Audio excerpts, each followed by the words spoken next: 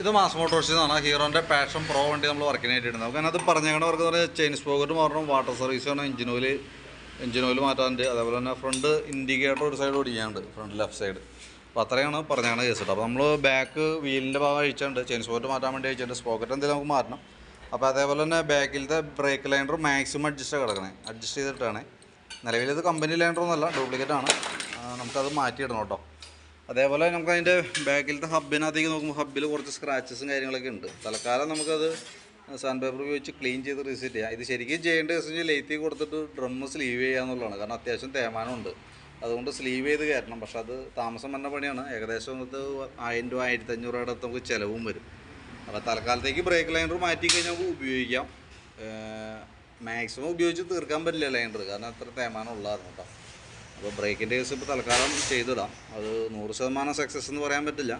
അത് ചെയ്യണമെന്നുണ്ടെങ്കിൽ ലെയ്ത്തി കൊടുത്തിട്ട് ഡ്രമ്മ് സ്ലീവ് ചെയ്തിടണം. അപ്പോൾ പുതിയ സ്ലീവ് കയറ്റി കഴിഞ്ഞാൽ കറക്റ്റ് പുതിയ ലൈനർ ഇട്ടാൽ പക്കയായിട്ട് നിന്നോളൂ. അപ്പോൾ ഇപ്പം നമുക്ക് തൽക്കാലം അഡ്ജസ്റ്റ് ചെയ്ത് വിടാം. പിന്നെ അതിൻ്റെ ടയറൊക്കെ നമുക്ക് കിടക്കുന്നത് റീസോൾ ചെയ്തിരുന്ന ടയറുണ്ട്. അപ്പോൾ അതിൻ്റേതായിട്ടുള്ളൊരു പാളലൊക്കെ വണ്ടിക്കുണ്ട്. പിന്നെ നമുക്ക് അതിൻ്റെ ഈ സൈഡിലേക്ക് വരുമ്പോഴത്തേക്കും സ്പോക്കറ്റിൻ്റെ ഇവിടുത്തെ ഓയിൽ സീൽ ലീക്ക് ഉണ്ട്. അപ്പോൾ അത് നമുക്ക് തൽക്കാലം മാറ്റിയിടാം. സ്പോക്കറ്റ് ഓയിൽ സീൽ മാത്രം നമ്മൾ മാറ്റിയിടണം കേട്ടോ. പിന്നെ എഞ്ചിൻ ഓയിൽ മാറ്റിയിടാം, ഫ്രണ്ടിലത്തെ ഇൻഡിക്കേറ്റർ മാറ്റാൻ പറഞ്ഞിട്ടുണ്ട്. അപ്പോൾ നമുക്ക് ചെയ്യാം. വണ്ടി ഓടിച്ച് നോക്കുന്ന സമയത്തേ ഫ്രണ്ടിലത്തെ ബ്രേക്ക് ഫുൾ ടൈറ്റാണ്, ജാമായൊരു അവസ്ഥയിലാണ് വണ്ടി ഓടിക്കൊണ്ടിരിക്കുന്നത് കേട്ടോ. അപ്പോൾ ഈ ബ്രേക്ക് കേബിളാണ് അതിൻ്റെ കംപ്ലയിൻറ്റ്. ആ ബ്രേക്ക് കേബിൾ മാറ്റുന്നുണ്ടെങ്കിൽ നമുക്ക് ഞാൻ എസ്റ്റിമേറ്റിനകത്ത് ഉൾപ്പെടുത്താം. വീഡിയോ കണ്ടതിന് ശേഷം നിങ്ങൾ നോക്കിയിട്ട് പറയാം. അപ്പോൾ ബ്രേക്ക് കേബിൾ കൂടി മാറ്റിയിടേണ്ട അത്യാവശ്യം, ഫ്രണ്ട് ബ്രേക്ക് ആയതുകൊണ്ട് റിസ്ക്കാണ്, മാറ്റി കളയാണ് ഏറ്റവും ബെറ്റർ. അപ്പോൾ മാറ്റുന്നുണ്ടെങ്കിൽ കൂട്ടത്തിൽ നമുക്ക് ബ്രേക്കും കൂടി അഴിച്ചിട്ട് ബ്രേക്ക് ക്യാം ഒന്ന് ഗ്രീസ് ചെയ്തിട്ട് തരാം. ഫ്രണ്ടിലത്തെ ടയറും കിടക്കുന്നത് റീസോൾ ചെയ്യുന്ന ടയർ തന്നെയാണ് കേട്ടോ.